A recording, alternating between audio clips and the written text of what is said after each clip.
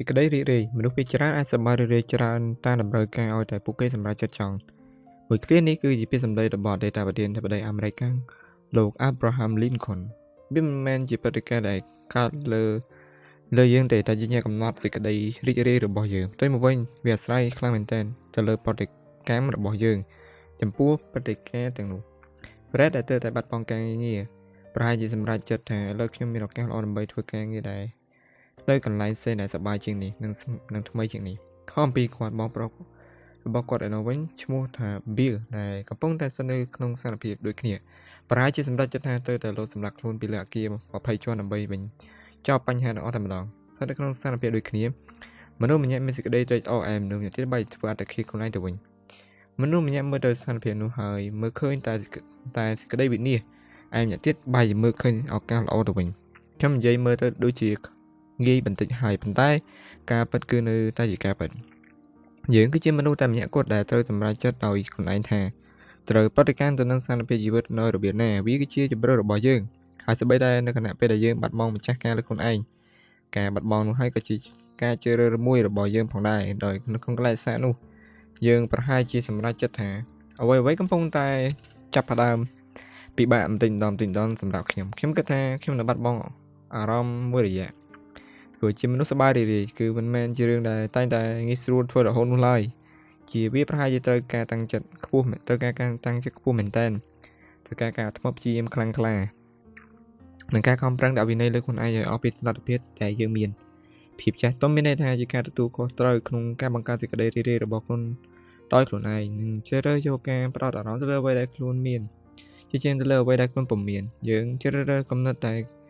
យើងគិតគ្មាននរណាក្រៅពីយើងទេដែលយកគំនិតនោះមកដាក់នៅក្នុងខួរក្បាលរបស់យើងដើម្បីសប្បាយចិត្តយើងត្រូវតែការផ្ដោតអារម្មណ៍ទៅលើគំនិតរីករាយតែជាអកុសលយើងបែរជាមានទម្លាប់ផ្ទុយពីនេះទៅវិញតាមមួយថ្ងៃយើងធ្វើផ្ទុយដូចនេះញឹកញាប់ប៉ុន្មានតែមានប៉ុន្មានដងមកហើយដែលយើងមើលរំលងពាក្យសរសើរដែលមនុស្សជុំវិញខ្លួនផ្ដល់ឲ្យដែលយើងបែរជាសញ្ជឹងគិតមិនភ្លេចសោះទៅលើពាក្យសម្ដីមិនល្អអស់ពេញមួយសប្តាហ៍ទៅវិញប្រសិនបើអ្នកអនុញ្ញាតឲ្យបបពិសោធន៍អាក្រក់ឬក៏ពាក្យសម្ដីមិនល្អចូលមកគ្រប់គ្រងលើចិត្តនិងខួរក្បាលរបស់អ្នកជាលទ្ធផលអ្នកនឹងរងទុកជាប់ជានិច្ចនិងមិនជប់ជាមិនខានចូលចងចាំថាអ្នកគឺជាមនុស្សតែម្នាក់គាត់ដែលអាចគ្រប់គ្រងទៅលើខួរក្បាលខ្លួនឯងមនុស្សភាគច្រើនចងចាំពាក្យសរសើរឬក៏ពាក្យល្អៗតែបានតែរយៈពេល2-3នាទីតែប៉ុណ្ណោះតែបើនិយាយបញ្ឈឺតែបើពាក្យបញ្ឈឺចិត្តវិញពួកគេនឹងចងចាំរហូតដល់ទៅរាប់ឆ្នាំឯណោះខួរក្បាលរបស់ពួកគេខ្លះជាឡានប្រមូលសម្រាមមួយគ្រឿងដែលដើរប្រមូលសម្រាមពីកន្លែងមួយទៅកន្លែងមួយទៀតហើយមានសម្រាមខ្លះគឺត្រូវពួកគេប្រមូលទុកតាំងពី20ឆ្នាំមុនមកម្លេះ Mary ប្រហែលជានៅចាំពាក្យមួយឃ្លាដែលគេនិយាយចំពោះនាងខ្ញុំនៅតែចាំមិនភ្លេចទេណាពីឆ្នាំ1995ក៏បាននិយាយថាខ្ញុំថតដូចជាជ្រូកហើយងងដូចជាគោដែលឡែកកាលពីម្សិលមិញ Mary បានទទួលពាក្យសរសើរច្រើនណាស់តែនេះបែរជាភ្លេចអស់រលីងនាងនៅតែ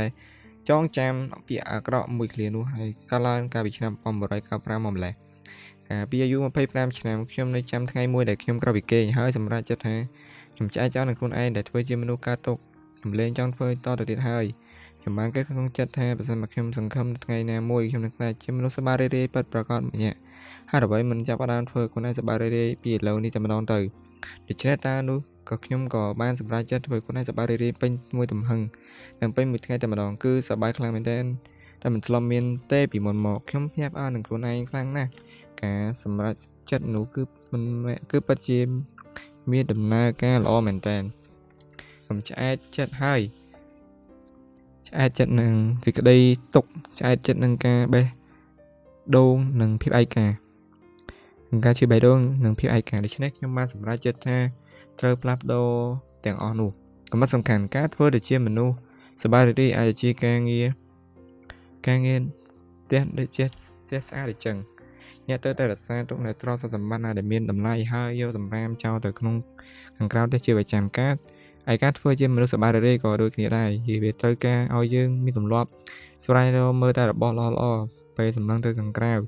តាមមាត់បង្អួនមនុស្សម្នាក់មើលឃើញទេសភាពស្រស់ស្រកាឯម្នាក់ទៀតបែរជាមើលឃើញតែទូលីដីជាប់នឹងបង្អួចទៅវិញដូច្នេះអ្នកជ្រើសរើសអ្វីដែលអ្នកចង់ឃើញហើយអ្នក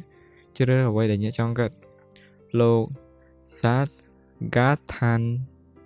Thaki បាននិយាយថាអ្នកមានជក់នឹងពណ៌ នឹងទឹកពណ៌នៅក្នុងដៃបើញាក់គូរូបឋានសួគ៌ពេលនោះញាក់កំពុងតែនៅក្នុងឋានសួគ៌ភាពល្អឥតខ្ចោះនិងភាពរីករាយបើសិនបើយើងមិនសប្បាយចិត្តគឺវាបណ្ដាលមកពីជីវិតរបស់យើងមិនដំណើរការដោយអ្វីដែលខ្លួនចង់បានស្ថានភាពជីវិតមិនត្រូវនឹងបំណងដែលយើងរំពឹងទុកទាល់តែសោះហើយយើងក៏ប្រែជាមិនសប្បាយចិត្តតែម្ដងទៅយើងចូលចិត្តនិយាយខ្ញុំសប្បាយចិត្តនៅទៅបានលុះត្រាតែនៅហើយជីវិតមិនល្អឥតខ្ចោះសោះឡើយជីវិតគឺជាសភាពលាយឡំគ្នានៅភាពសប្បាយរីករាយភាពមួម៉ៅពេលខ្លះក៏ជោគជ័យហើយពេលខ្លះក៏បរាជ័យដូច្នេះតារាយើងចេះតែទិញពាក្យថាខ្ញុំសប្បាយចិត្តទៅបានលុះត្រាតែមានន័យថាយើងកំពុងតែភូកកុហកខ្លួនឯងហើយមនុស្សជាច្រើនរស់នៅក្នុងជីវិតមួយប្រភេទដែលមើលទៅហាក់ដូចជាបង្ហាញថាពួកគេលើកសង្ឃឹមរំចាំរងចាំថ្ងៃសប្បាយរីករាយមួយម្ដងចុះម្ដងដូចជាការអង្គុយរងចាំឡានក្រុងចុះម្ដងទីចំណាត់ពួកគេគឺតែគិតស្រមៃថាថ្ងៃនឹងមើលអ្វីវានឹងមានដំណើរការល្អជាថ្ងៃដែលធ្វើឲ្យពួកគេធូរស្បើយអារម្មណ៍ជាថ្ងៃដែលពួកគេសប្បាយពេញបញ្ចេញដង្ហើមយ៉ាងវែងហើយនឹងនិយាយថាទីបំផុតពេលវេលាម្ដងហើយខ្ញុំសប្បាយរីករាយសប្បាយចិត្តបានហើយដូច្នេះទៅខ្សែជីវិតរបស់ពួកគេខ្លាចជារឿងមួយក្រោយចំណងជើងថានឹងសប្បាយចិត្តទៅបានលុះត្រាតែយើងម្នាក់សុទ្ធតែមានសមត្ថភាពអាច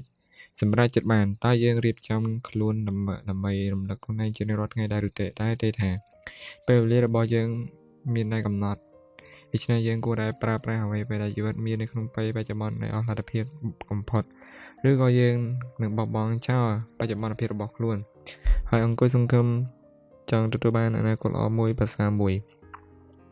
អត្ថបទខ្លីក្រោមត្រូវបានសរសេរដោយបរិសុទ្ធចំណាស់ម្នាក់អាយុ85ដែលបានដឹងថាគាត់នឹងស្លាប់ក្នុងឆាប់ខាងមុខនេះវាតើតើទៅនឹងរឿងរបស់យើងខ្លាំងមែនទែនបើសិនបើខ្ញុំមានជីវិតរស់សារឡើងវិញ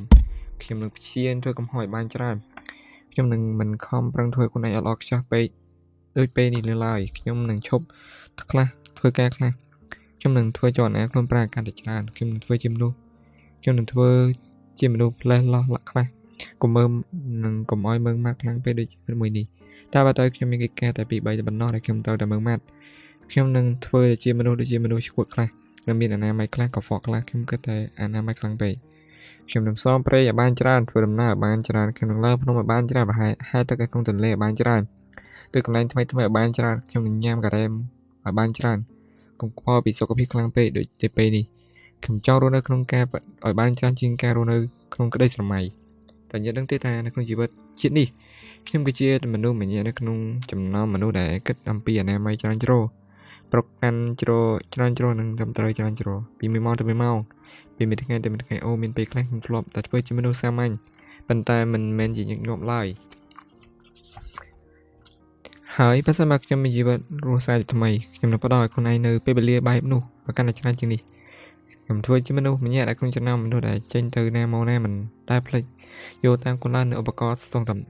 កម្ដៅដបទឹកក្ដៅថ្នាំខ្ពុំមាត់អាវភ្លៀងនិងឆាត់បើសិនបើខ្ញុំអាចរស់សារជាថ្មីខ្ញុំធ្វើដំណើរឲ្យស្រាលខ្លួនមិនស្ពេលរបស់ច្រើនដូច្នេះទៀតឡើយ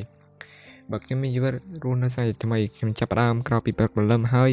ដើរចេញទៅនៅលើស្មៅនីតិខេរដូវហើយអង្គុយនៅក្រោយផ្ទះកាន់តែយូរជាងនេះដោយរដូវលឹកឈើជ្រុះខ្ញុំនឹងជិះសេះវើដូចជាកូនក្មេងឲ្យកាន់តែច្រើនខ្ញុំនឹងមើលព្រះអាទិត្យឲ្យច្រើនជាងនេះហើយខ្ញុំនឹងលេងជាកូនក្មេងឲ្យកាន់តែច្រើនប៉ុន្តែអ្នកឃើញទេខ្ញុំមិនអាចរស់សារជាថ្មីបានឡើយតើសារមួយនេះមិនមែនជាសារក្រំរំលឹកឬក៏ដ៏ល្អទេឬបរិបទចំណាស់ខាងលើបានយល់ច្បាស់ថាដើម្បីមានជីវិតមួយកាន់តែសប្បាយរីករាយដើម្បីទទួលបានអត្ថប្រយោជន៍បានកាន់តែច្រើនពីជីវិតមួយនេះក៏មិនត្រូវដើរចេញទៅខាងក្រៅហើយព្យាយាមផ្លាស់ប្ដូរពិភពលោកនោះឡើយពិភពលោកគឺជាកន្លែងដ៏ស្រស់ស្អាតជាងរួចទៅហើយដូច្នេះកន្លែងដែលគាត់ត្រូវតែផ្លាស់ប្ដូរគឺខ្លួនឯងពិភពលោកស្រស់ស្អាតប៉ុន្តែមិនមែនល្អឥតខ្ចោះនោះឡើយក្តីកង្វល់និងព្រឹត្តិភាពមិនសប្បាយរីករាយរបស់យើងគឺមានទំហំស្មើនឹងចំនួននៃពាក្យថាវាគួរតែបែបនេះឬក៏គួរតែបែបនោះតែពេលដែលយើងមើលទៅពិភពទស្សនវិជ្ជាពិតរបស់ពិភពខាងក្រៅឧទាហរណ៍អាកាសធាតុគួរតែបែបនេះឬក៏ការងារគួរតែបែបនោះញាក់ចិត្តខាងគួរតែធ្វើបែបនេះឬបែបនោះឡើងបើយើងមានពាក្យនោះកាន់តែច្រើនយើងក៏កាន់តែមិនសប្បាយចិត្តដូច្នេះចូលរៀនយកទស្សនវិជ្ជាពិតរបស់ពិភពលោកទៅសេចក្តីរីករាយអាចកើតឡើងបានតែពេលដែលយើងខ្លាចជាមនុស្សដែលអាចបត់បែនតាមកលៈទេសៈពេលនោះការធ្វើខ្លួនឯងសប្បាយចិត្តតែខ្លាចជាការងារដែលកាន់តែងាយស្រួលធ្វើជាងមុនបន្ទាប់មកយើងនឹងមានសមត្ថភាពអាចជ្រើសឲ្យអ្វីមានដំណើរការតាមចិត្តដែលយើងចង់បានហើយនៅតែអាចសម្រេចចិត្តញ៉ាំឲ្យខ្លួនឯងសប្បាយចិត្តដដែលបើទោះបីរបស់នោះមិនបានកើតឡើងដោយបំណងក៏ដោយ ដូចគ្រូបុរាណឥណ្ឌាការគ្រាមួយនោះបានប្រាប់សិស្សម្នាក់ដែលកំពុងខំស្វែងរកខ្លាំងមែនតើនៅអកម្មនៃសេចក្តីរីករាយខ្ញុំនឹងឲ្យនៅអកម្មប្រសិនបើឯងចង់បានសេចក្តីរីករាយចូលឯងធ្វើខ្លួនឲ្យសប្បាយរីករាយទៅ5ការដោះស្រាយអារម្មណ៍បាក់ទឹកចិត្តយើងគ្រប់គ្នាធ្លាប់ឆ្លងកាត់កលៈទេសៈមួយដែលជីវិតហាក់ដូចជាពិបាកសែនក្រៃលែងដូចជាយើងខ្លាចជាមនុស្សឯកាខ្លាំងណាស់យើងអស់លទ្ធភាពបង់ថ្លៃវិក័យប័ត្រយើងបាត់បង់ការងារយើងបាត់បង់មនុស្សជាទីស្រឡាញ់ល្អឡាក់នៅក្នុងកលៈទេសៈទាំងនេះយើងបង្វេងបង្វាត់អស់ហើយតើយើងគួរតែធ្វើយ៉ាងណាទើបអាចរស់នៅរួចបានផុតមួយសប្តាហ៍ទៀតប៉ុន្តែមិនដឹងថាជាយ៉ាងណាទេជាធម្មតាយើងនៅតែអាចឆ្លងផុតដំណាក់កាលដ៏សែនលំបាកទាំងនេះបានវាមិនន័យនោះឡើយដែលពេលខ្លះយើងប្រែជាអស់សង្ឃឹមបង្វេងបង្វាន់ស្មារតីរហូតដល់គូសរូបភាពជីវិតខ្លួនឯងឲ្យកាន់តែខ្មៅងងឹតជាងរូបភាពពិតជាក់ស្ដែងនៅខាងក្រៅទៅទៀតយើងសម្លឹងមើលទៅអនាគតឃើញវាហាក់ដូចជាធំលហលហេវដាច់កន្ទុយភ្នែកពេញទៅដោយគ្រាប់មីននៃបញ្ហាហើយក៏ប៉ាជាងើយឆ្ងល់ថាមនុស្សធម្មតាដូចជាយើងអាចឆ្លងកាត់ស្ថានភាពបែបនេះបានដូចម្ដេចទៅអាចប្រឈមមុខនឹងបញ្ហាចាក់ស្រេះយ៉ាងច្រើនបែបនេះដូចម្ដេចទៅទីហ៊ានម្នាក់ដែលកំពុងចុះកប៉ាល់ដើម្បីហាត់សមព្យុះហាត់យាត្រាអាចត្រូវបានគេគិតថាជាមនុស្សឈួតមិនខានប្រសិនបើគាត់ខំស្ពីទៅតាមនៅខ្លួននៅស្បៀងអាហារជាច្រើនសម្រាប់ញ៉ាំនៅក្នុងពេលមួយជីវិតដូចគ្នាតើយើងវាមានចម្លើយទេឬដែលមនុស្សជាច្រើនបានស្ពីក្តីបារម្ភរបស់ពួកគេជាច្រើនតាមខ្លួនហើយធ្វើដំណើរអស់រយៈពេល25ឆ្នាំហើយចិត្តតែឆ្ងល់នឹងខ្លួនឯងថាហេតុអ្វីបានជាជីវិតរបស់ខ្លួនឯងពិបាកខ្លាំងម្ល៉េះមនុស្សយើងត្រូវបាន design ឡើងអស់រយៈពេល24ម៉ោងក្នុងមួយថ្ងៃមិនអាចលើសពីនេះបានទេដូច្នេះគ្មានប្រយោជន៍ទាល់តែសោះនៅក្នុងការយកក្តីបារម្ភពីម្សិលមិញមកស្ពេននៅក្នុងថ្ងៃនេះលើកក្រោយនៅពេលដែលអ្នកដឹងខ្លួនឯងថាកំពុងតែមានអារម្មណ៍សោកសៅចូលសួរខ្លួនឯងនៅសំណួរខាងក្រោមនេះតើឥឡូវខ្ញុំមានអុកស៊ីសែនគ្រប់គ្រាន់ដើម្បីដកដង្ហើមដែរឬទេតើឥឡូវខ្ញុំមានអាហារគ្រប់គ្រាន់ដើម្បីបរិភោគដែរទេបើសិនបើចម្លើយរបស់អ្នកគឺមានន័យថាអ្វីៗដែលមាននៅក្នុងស្ថានភាពអ្វីៗដែលអ្នកកំពុងតែមានអ្នកកំពុងតែមានស្ថានភាពល្អប្រសើរសម្រាប់អ្នករួចទៅហើយជាញឹកញាប់យើងតែងតែភ្លេចខ្លួនថាតម្រូវការដែលសំខាន់បំផុតសម្រាប់តតងជីវិតរបស់យើងគឺត្រូវតែបំពេញរួចទៅហើយខ្ញុំចូលចិត្តរឿងមួយស្ដីអំពីបរិយាម្នាក់ដែលបានទូរស័ព្ទទៅកាន់ដុកទ័រ Robert Scholar ការសន្ទនារបស់ពួកគេទាំងពីរគឺដូចខាងក្រោមបរិយាម្នាក់និយាយថាវាចាស់ហើយខ្ញុំចប់ហើយខ្ញុំអស់លុយរលីងខ្ញុំបាត់បង់អស់ហើយដុកទ័រ Scholar សួរថាតើភ្នែករបស់លោកអ្នកមើលឃើញទេបរិយាឆ្លើយថាបាទខ្ញុំនៅមើលឃើញនៅឡើយតើដុកទ័រ Scholar សួរទៀតលោកនៅតែដើរបានមែនទេបរិយានោះនិយាយថាបាទខ្ញុំនៅតែដើរបានដុកទ័រ Scholar និយាយអញ្ចឹងច្បាស់លាស់ណាលោកនៅតែអាចស្ដាប់ឬក៏មិនអញ្ចឹងទេលោកមិននឹងអាចនិយាយទូរស័ព្ទជាមួយខ្ញុំបានបាទខ្ញុំនៅតែស្ដាប់ឮតើអញ្ចឹងដុកទ័រ Scholar និយាយខ្ញុំអាចនិយាយបានថាលោកនៅតែនៅសល់របស់សឹងតែគ្រប់យ៉ាងអ្វីដែលលោកបាត់បង់គឺលុយរបស់លោកតែប៉ុណ្ណោះសំណួរទៀតដែលយើងអាចសួរខ្លួនឯងបានគឺតើរឿងអាក្រក់បំផុតខ្លាំងអ្វីខ្លះដែលប្រហែលជាអាចកើតឡើងនៅក្នុងជីវិតរបស់ខ្ញុំហើយវាកើតតែខ្ញុំនឹងអាចរស់បានយ៉ាងដូចម្ដេចនោះបានដែរឬទេវាច្បាស់ណាស់ជាញឹកញាប់យើងចូលចិត្តពង្រីកបញ្ហារហូតដល់វាជាប្រែជាធំមែនតើមើលទៅសឹងតែមិនអាចប្រឈមមុខបានរឿងដែលអាក្រក់បំផុតដែលអាចកើតឡើងគឺប្រហែលជារឿងដែលធ្វើឲ្យយើងខ្វល់ចិត្តខ្លាំងក្នុងកម្រិតណាមួយតែប៉ុណ្ណោះមិនមែនជារឿងធំប៉ុនផែនដីនោះឡើយសំណួរមានប្រយោជន៍មួយទៀតគឺតើខ្ញុំកំពុងតែដាក់សម្ពាធលើខ្លួនឯងខ្លាំងពេកទេដឹងអ្នកធ្លាប់ក៏សង្កត់ទេថាតើញាក់គេងមិនលក់អស់ពេលមួយសប្តាហ៍ដោយសារតែមិត្តភ័ក្តិរបស់ញាក់មិនខ្វល់នឹងរឿងមួយដែលញាក់បានផ្ដល់ឲ្យយោបល់ឬក៏សំណូមពរឲ្យគាត់ជួយពេលខ្លះយើងឲ្យតម្លៃខ្លួនឯងច្រើនជ្រុលឬក៏គិតថាខ្លួនឯងសំខាន់ខ្លាំងពេករហូតដល់យើងចេះតែទាមទារឲ្យមនុស្សគ្រប់គ្នាយល់ព្រមតាមអ្វីដែលយើងចង់និយាយយើងគិតពីថាពិភពលោកទាំងមូលកំពុងតែមើលសម្លឹងមកយើងដូច្នេះយើងក៏ជាតួឯកសំខាន់តាមពិតវាមិនសម្បិនដូច្នោះទេសំណួរបន្ទាប់តើខ្ញុំកំពុងតែរៀនអ្វីខ្លះចេញពីស្ថានភាពនេះតែពេលដែលធំដឹងក្តីតាមរយៈការពិចារណាល្អិតល្អន់ជានិច្ចកាលយើងអាចមើលឃើញថាយើងអាចរៀនបានចំណេះដឹងខ្លះចេញពីស្ថានភាពលំបាករបស់យើងបើយើងមានទម្លាប់ធ្វើដូច្នេះស្ថានភាពពិបាកនឹងប្រែជាតុល្យភាពជាមួយនឹងស្ថានភាពធូរស្រាលដែលការនេះធ្វើឲ្យយើងអាចរៀបចំស្មារតីឡើងវិញដើម្បីរៀនពីសេចក្តីស្ទុកដែលកំពុងតែកើតឡើងមកលើយើងឬក៏ដើម្បីស្វែងរកឬក៏នៃសំណួរថាហេតុអ្វីបានជាពេលនេះយើងកំពុងតែឈឺចាប់ម្ល៉េះមិនដឹងថាជាហេតុអ្វីនោះទេមនុស្សដែលសប្បាយរីករាយ កំពុងតែចាត់ទុកកន្លែងសិល្បៈឬក៏វិបត្តិថាជាពេលវេលាដែលមានតម្លៃបំផុតសម្រាប់ដើម្បីរៀនសូត្រដើម្បីបង្កើតបទពិសោធន៍ថ្មីឲ្យជីវិតរបស់ពួកគេលើកមុខជានិច្ចពួកគេដឹងច្បាស់ថាអ្វីៗនឹងប្រសើរឡើងដឹងថាពួកគេនឹងក្រោកឡើងវិញនៅក្នុងនាមជាមនុស្សដែលប្រសើរនិងខ្លាំងក្លាជាងមុនហើយការនិយាយវាគឺវាងាយស្រួលជាងធ្វើប៉ុន្តែជាការពិតសំណួរមួយទៀតនៅពេលដែលជីវិតរបស់អ្នកហាក់ដូចជាមិនអាចទ្រាំបានបើខ្ញុំទ្រាំបាន5នាទីតើខ្ញុំអាចធ្វើបានដែរឬទេទៅពេលដែលអ្នកខំប្រឹងតស៊ូទ្រាំផុត5នាទីនេះហើយអ្នកចង់ស្មារតីឡើងវិញដោយផ្ដោតទៅលើគោលដៅរបស់អ្នកទៅទ្រាំឲ្យបាន5នាទីទៀតមានន័យថាអ្នកកាត់ពេលវេលាមួយផ្ទាំងធំឲ្យទៅជាចំណិតតូចៗដូចជាការញ៉ាំនំធំមួយម្ដងមួយចំណិតវាជួយដល់ការរំលាយអាហាររបស់អ្នកនឹងធ្វើឲ្យអ្នកក្អួតចង្អោរឡើយក្នុងពេលជាមួយគ្នាផងដែរវាជួយឲ្យអ្នកវាអាចធ្វើឲ្យអ្នករវល់ដូច្នេះអ្នកអាចភ្លេចខ្លះអំពីភាពជឿជាក់របស់អ្នកចូលផ្ដល់ខ្លួនឯងនៅកិច្ចការដើម្បីធ្វើក្នុងរយៈពេល5នាទីម្ដងដែលធ្វើឲ្យអ្នកដាក់ថាមពលទាំងស្រុងដើម្បីធ្វើវាយើងតែងតែមានអារម្មណ៍ល្អខ្លាំងមែនទែននៅពេលដែលអ្នកកំពុងតែរវល់តែអ្នកអាចធ្វើអ្វីបានទៀតតើចង់មានអារម្មណ៍ល្អចំពោះខ្លួនឯងឬបើចង់ចូលធ្វើម្យ៉ាងសម្រាប់អ្នកដទៃការព្រួយបារម្ភលើកម្រិត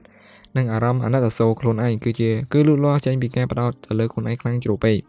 នៅខណៈពេលដែលធ្វើឲ្យអ្នកដទៃសប្បាយរីករាយមិនថាជាតាមរយៈការញ៉ាំផ្កាឲ្យពួកគេការផ្ដល់ពេលវេលារបស់អ្នកខ្លះឲ្យពួកគេទេអ្នកនឹងមានអារម្មណ៍ល្អខាងក្នុងអ្នកជាមិនខានវាកើតឡើងជាស្វ័យប្រវត្តិតែម្ដងវាគឺជាងាយយ៉ាងនេះឯងហើយវាអស្ចារ្យខ្លាំងណាស់កំណត់សំខាន់ភាពវិនិច្ឆ័យអន្តរាយគឺមិនគ្រោះថ្នាក់ខ្លាំងកាឡើយប្រសិនបើយើងដោះស្រាយវាម្ដងមួយចំណិតដូចគ្នាដែរបើយើងដឹងកាន់តែលឿនថាយើងចង់បានមេរៀនអ្វីចេញពីស្ថានភាពនោះវាក៏កាន់តែងាយស្រួលក្នុងការដោះស្រាយវាផងដែរ